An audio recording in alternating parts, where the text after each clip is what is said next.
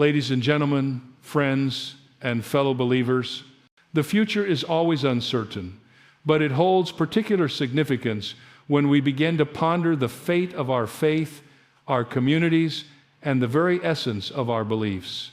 As we stand at the threshold of a new chapter in history, it's impossible not to ask, what will happen to Christians after November 5th, 2025? This isn't just a simple question about time, it's a reflection on the profound journey that lies ahead for all of us. In today's world, we find ourselves at a crossroads where the rapid pace of change, global challenges, and societal shifts have the potential to reshape how Christians around the world practice their faith, interact with society, and contribute to the common good. We must ask ourselves, what role will we play in this future? Will we remain steadfast in our beliefs, or will we be swept away by the tides of modernization, secularism, and new ideologies? We know that in history, Christians have faced trials, persecution, and moments of uncertainty. Yet, in every season, God's presence and His call to us have remained unwavering. So as we gaze forward, we must ask not just what will happen, but what we can do as individuals and as a community to ensure that the light of Christ continues to shine brightly in the world after November 5th, 2025. Secularism has been on the rise for decades, progressively taking root in societies once defined by religious values. This phenomenon has had a profound impact on various faiths, but it has been particularly significant for Christians around the world.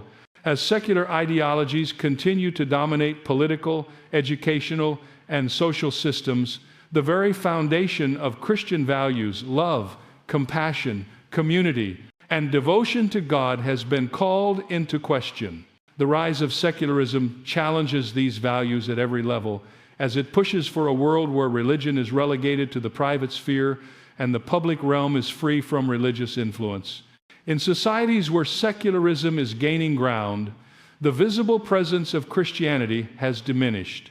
In schools, churches face restrictions on religious expression. In workplaces, Christians often find themselves unable to express their faith openly. The concept of separation of church and state, which once served to protect religious freedoms, has been twisted in many places to reduce religion's influence on political life altogether. This secular tide has resulted in the marginalization of Christians, making them feel less connected to the broader social fabric and increasingly isolated. But the rise of secularism isn't just an external challenge, it's an internal one as well. The pressure to conform to a secular worldview has reached into the hearts and minds of many Christians. The quest for individualism and the emphasis on self-sufficiency align perfectly with the secular narrative. The very values of community and self-sacrifice that have long been pillars of Christian teaching seem at odds with the individualism championed by secularism. This cultural shift challenges Christians to reconsider how they engage with the world around them, whether to retreat into their communities or to fight for their place in the broader cultural narrative. In response to these challenges, there has been a noticeable shift within some Christian communities. Many have become more vocal about the importance of religious freedom, organizing movements to preserve the right to express their beliefs publicly. Others have found innovative ways to use modern tools and technologies to spread the gospel in the face of secular opposition. The internet, for instance, has become an important platform for Christian leaders and activists to bypass traditional media and reach millions with their message. Podcasts, social media, and online communities allow Christians to find fellowship, share faith, and resist the tide of secularism. However, secularism also presents an opportunity. It forces Christians to reflect more deeply on their faith, to strip away the cultural trappings that may have once been associated with Christianity, and to return to the core of what it means to follow Christ. In a world that increasingly values material success and personal achievement, Christians are being called to stand apart and witness to a different set of values, values that emphasize humility, service to others, and the importance of community over individualism. This is a time for Christians to not only resist secularism, but also to redefine what it means to live as a follower of Christ in a world that often seems to disregard him.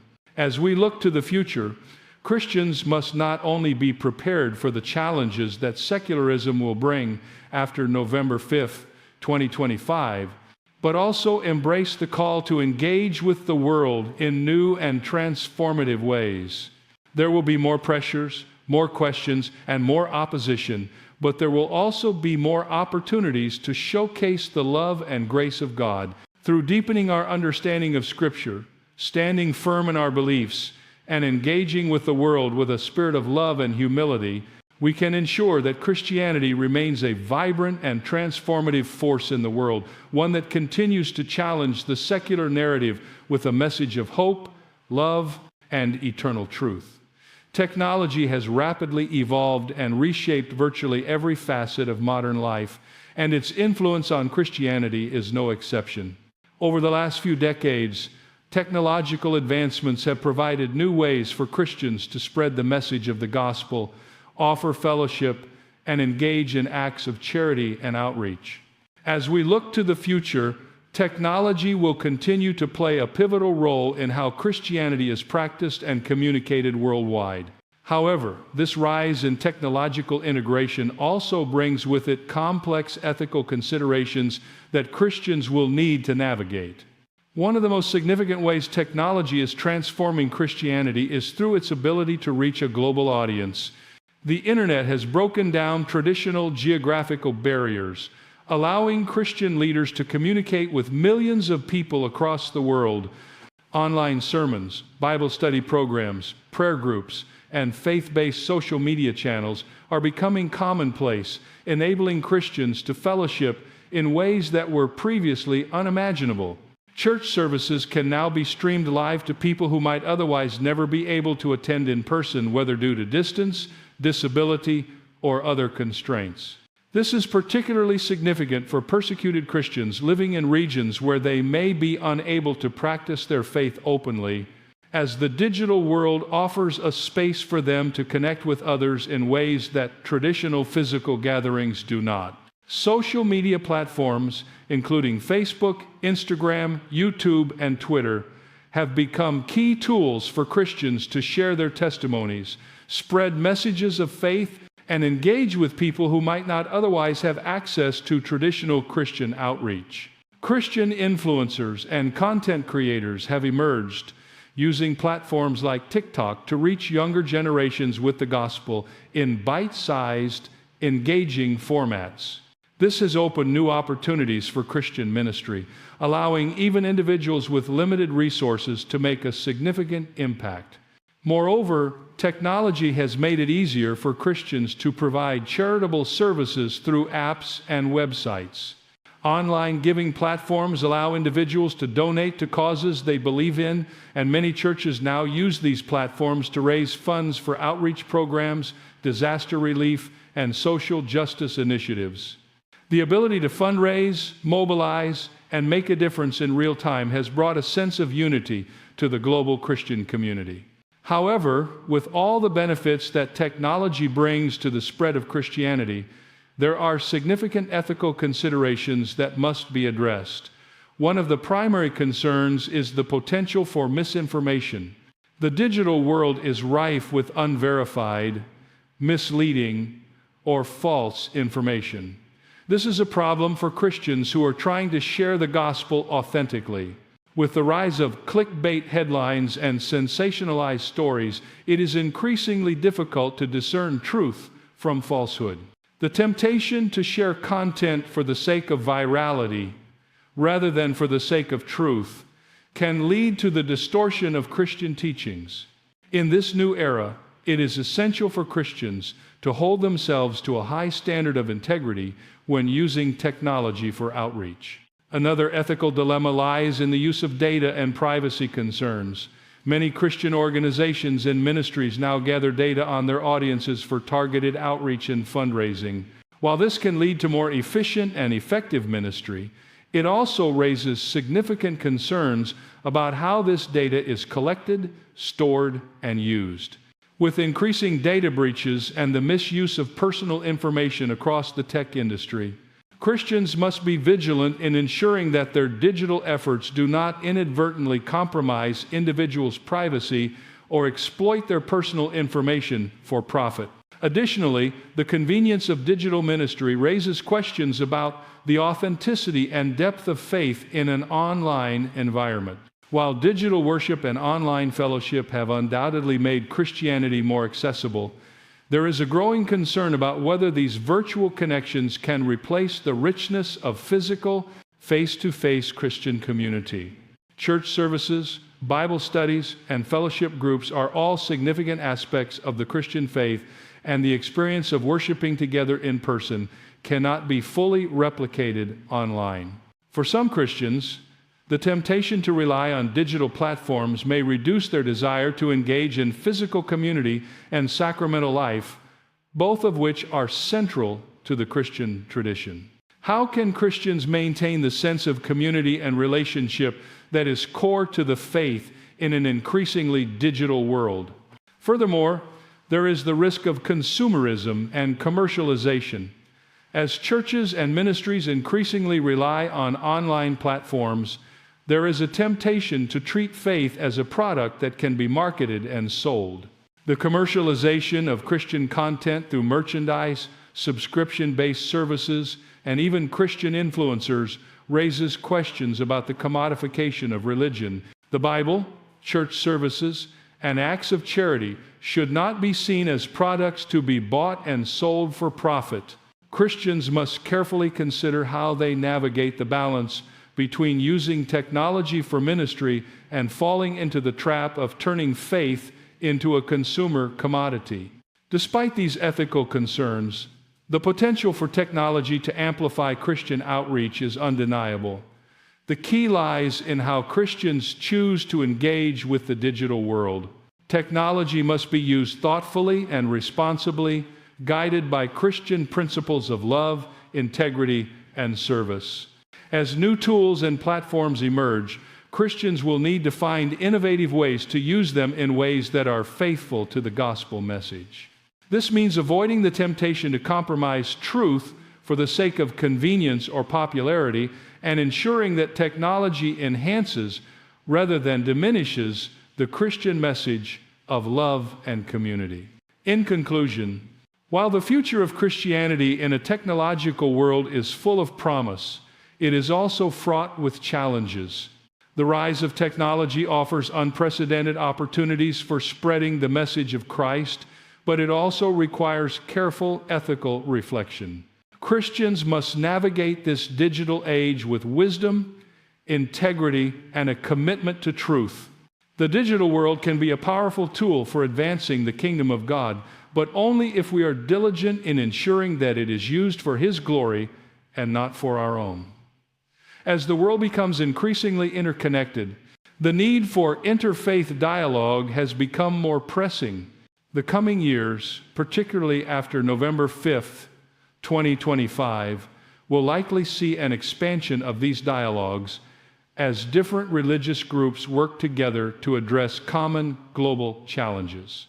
The rise of interfaith dialogue presents a new frontier for Christianity, one that could redefine how Christians interact with people of other faiths and influence the way Christian identity is understood and expressed in a pluralistic world. Interfaith dialogue is not a new concept. It has been around for centuries. However, in the 21st century, the stakes are higher. We live in a world where political tensions, social conflicts, and misunderstandings between different religious communities are prevalent.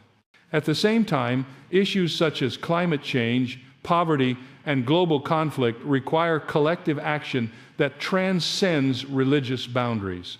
In this context, interfaith dialogue offers a path toward mutual understanding, respect, and collaboration between Christians and adherents of other faiths, including Muslims, Jews, Hindus, Buddhists, and others. For Christians, interfaith dialogue provides an opportunity to share the message of the gospel in a way that is respectful and compassionate.